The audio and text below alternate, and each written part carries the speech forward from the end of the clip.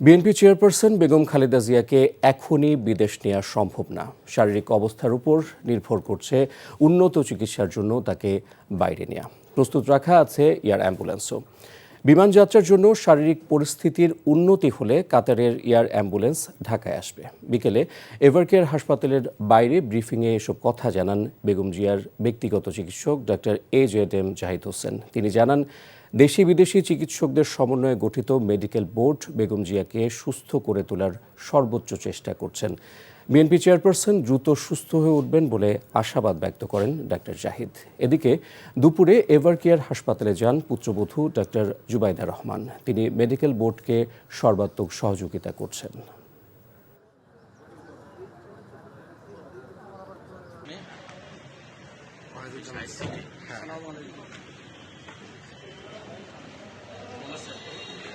Medical বোর্ডের সভা করে এবং একসাথে বসে সিদ্ধান্ত নিয়েছিল যে ওই মুহূর্তে ওনার ফ্লাই করার সঠিক হবে না।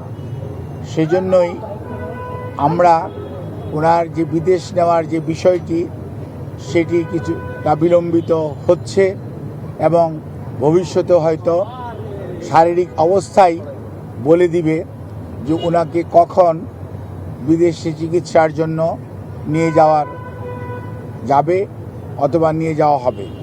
কাজেই এখন আমাদের মেডিকেল অ্যাম্বুলেন্স সবসময়ই প্রস্তুত আছে, কিন্তু প্রস্তুত থাকলেও সর্বোচ্চ পর্যায়ে দেশনেত্রী বেগম খালেদা জিয়ার সুচিকিৎসা এবং ওনার সেফটি অ্যান্ড সিকিউরিটি অর্থাৎ চিকিৎসাগত দিক থেকে এইটি অত্যন্ত প্রাধান্য পাচ্ছে সর্বত্রই।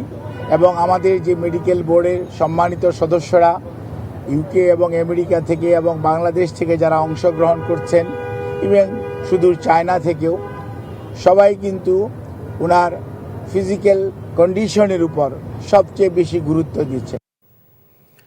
এই মুহূর্তে রাজধানীর এভারকেয়ার হাসপাতালের সামনে আছেন সহকর্মী নূর হোসেন, সরাসরি যুক্ত হচ্ছেন তিনি। নূর, বেগম খালেদা জিয়ার স্বাস্থ্য নিয়ে ডক্টর জাহিদ ব্রিফিংয়ে আর কি বলেছেন?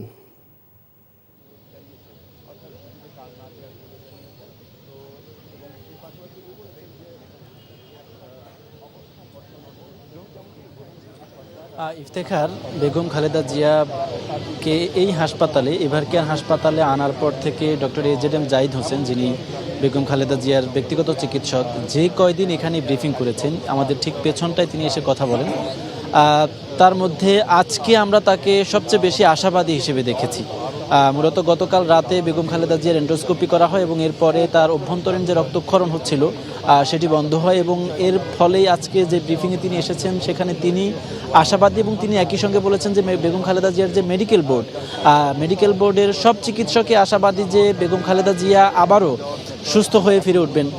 ডক্টর AJM জাহিদ হোসেন আমাদেরকে বলেছেন যে এর আগে বেগম খালেদা জিয়া আরও কঠিন অবস্থার থেকে সুস্থ হয়ে ফিরে এসেছেন।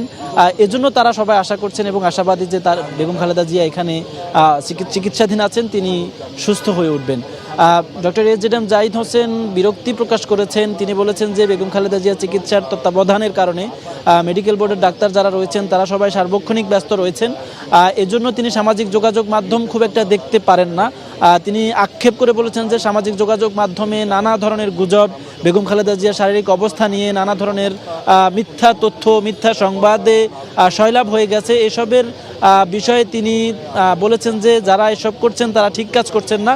তারা বলছেন যে যদি বেগম জিয়াকে পছন্দ করে মানুষজন, নেতাকর্মী যারা রয়েছেন তারা যেন এই ধরনের কোনো গুজবে কান না দেন।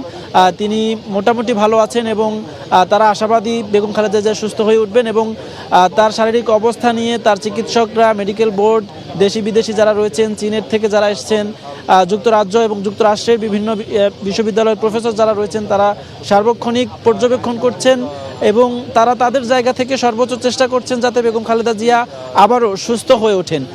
এজন্য কেউ যাতে কোনো ধরনের গুজব না ছড়ায় এবং গুজবে বিশ্বাস না করে সেজন্য সবার প্রতি ডাক্তার এজেডএম জাহিদ হোসেন আহ্বান জানিয়েছেন।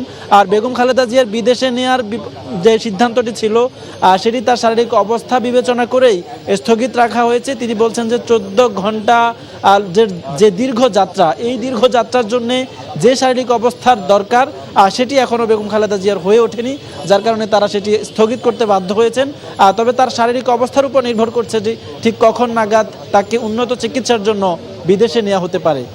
যখনই তার শারীরিক অবস্থা ভালো হবে, ডাক্তার এজেডএম জাহিদ হোসেন বলছেন যে এয়ার অ্যাম্বুলেন্স তৈরি আছে, তাকে বিদেশে নেওয়া হবে।